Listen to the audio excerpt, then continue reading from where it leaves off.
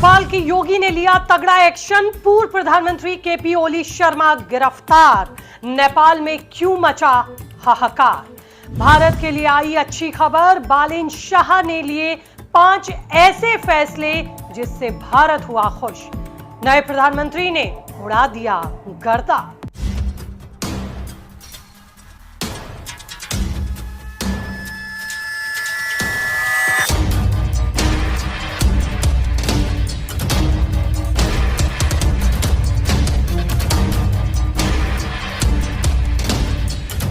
नमस्कार, आपके साथ मैं हूं ज्योति विनय कपूर। तो दोस्तों, नेपाल के नए प्रधानमंत्री के रूप में बालेन शाह ने शपथ लेते ही 5 ऐसे फैसले लिए जिससे नेपाल में हड़कंप मच गया।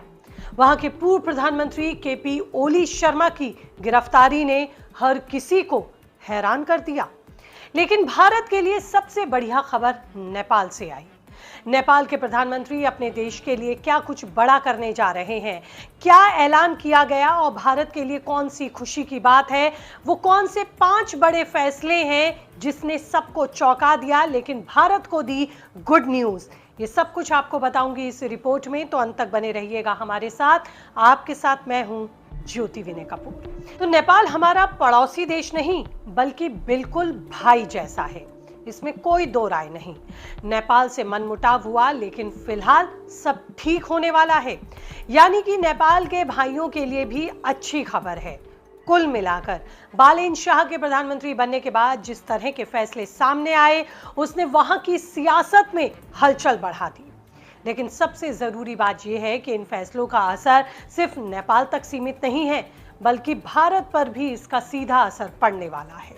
तो चलिए सबसे पहले बात करती हूं उस बड़ी खबर की जो नेपाल से आई और भारत के लिए है फायदेमंद। जी हां, वहां के पूर्व प्रधानमंत्री केपी शर्मा ओली को फिलहाल तो गिरफ्तार कर लिया गया है। ओली के साथ साथ पूर्व गृह मंत्री रामेश लेखन और तत्कालीन पुलिस प्रमुख के खिलाफ भी कार्रवाई की सिफारिश कर दी गई है। ये कदम नेपाल में लंबे समय से चल रहे भ्रष्टाचार और सत्ता के दुरुपयोग के खिलाफ एक बड़ा संदेश माना जा रहा है। अब सवाल ये उठता है कि ये भारत के लिए क्यों अच्छी खबर है। तो देखिए, भारत और नेपाल के रिश्ते पिछले कुछ सालों से काफी उतार चढ़ाव भरे रहे, खासकर केपी शर्मा ओली के कार्यकाल के दौरान।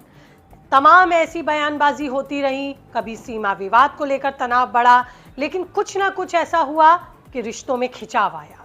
मगर बालेन को भारत का समर्थित माना जाता है और शपथ के साथ ही उन्होंने ये साबित भी किया कि वो भारत के साथ अब किसी भी कीमत पर रिश्ते ठीक चाहते हैं। भारत भी यही चाहता है।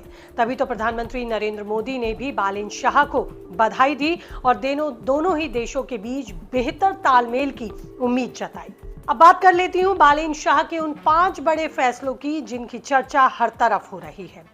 पहला फैसला है भ्रष्टाचार पर सख्त कार्रवाई। बड़े नेताओं की गिरफ्तारी से यह साफ संदेश गया कि बालेन का भ्रष्टाचार के खिलाफ जीरो टॉलरेंस है, यानी कि उन्होंने जीरो टॉलरेंस की नीति अपना ली है। दूसरा फैसला, छोटा और प्रभावी मंत्रिमंडल। करीब 14 से 15 मंत्रियों की टीम बनाकर सरकार खर्च कम करने और कामकाज को तेज करने की कोशिश इस सरकार की है। भारत जैसे बड़े लोकतंत्र के लिए भी ये एक दिलचस्प मॉडल माना जा सकता है। तीसरा फैसला है पारदर्शिता पर जोर।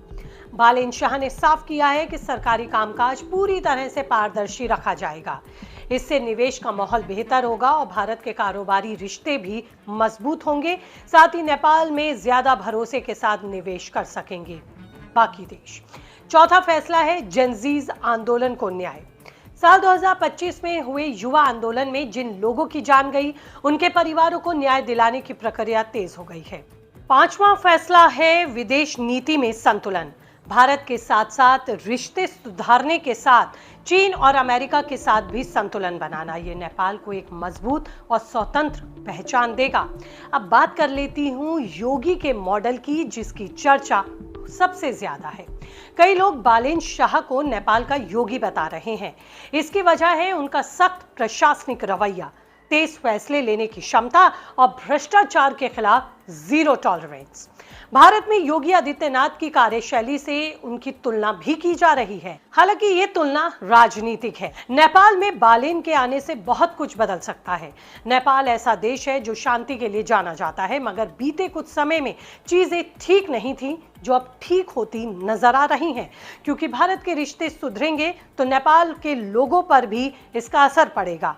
लोगों का भरोसा भी बढ़ेगा, निवेश भी बढ़ेगा, रोजगार भी बढ़ेगा और आर्थिक स्थिति फिर मजबूत होगी, सुधरेगी। मगर यहीं पर फायदा भारत के लिए दिखाई देता है। देखिए, अगर भारत और नेपाल के रिश्ते बेहतर होते हैं तो इसका सीधा असर व्यापार, पर्यटन, सुरक्षा और सीमा पर साफ दिखता है। खुली सीमा होने की वजह से दोनों देशों के लोगों के बीच भी गहरा संबंध है। रिश्ते मजबूत होंगे तो दोनों देशों को इसका फायदा होगा, चाहे वो व्यापार हो या फिर धार्मिक पर्यटन हो। रणनीतिक तौर पर यह फायदेमंद दोनों ही देशों के लिए रहेगा, क्योंकि दोनों ही देश पड़ोसी हैं। आखिर में यही कहा जा सकता है कि नेपाल इस समय एक नए दौर में प्रवेश कर रहा है। बालेन शाह के फैसले कितने सफल होंगे ये तो आने वाला वक्त बताएगा, लेकिन फिलहाल इतना तो जरूर है कि नेपाल में बदलाव की हवा चल चुकी है और इसकी हवा भारत तक भी पहुंच रही है। खुद को रखने के लिए अपडेट कीजिए, चैनल को सब्सक्राइब करते हैं। अगर आप पॉडकास्ट सुनना पसंद तो कीजिए हमारे दूसरे चैनल पॉडकास्ट 19 को भी सब्सक्राइब। नमस्ते।